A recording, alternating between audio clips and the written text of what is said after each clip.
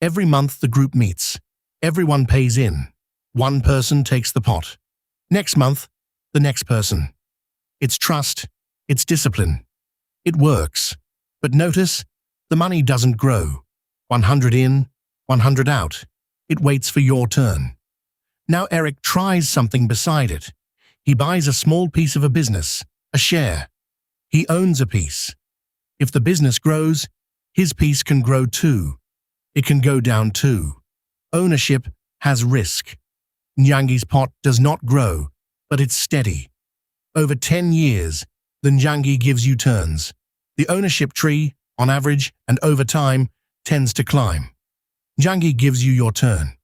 Ownership gives you growth. The smart move isn't choosing, it's combining. Discipline plus growth. Keep your Njangi. Learn how ownership works too. InvestCam.net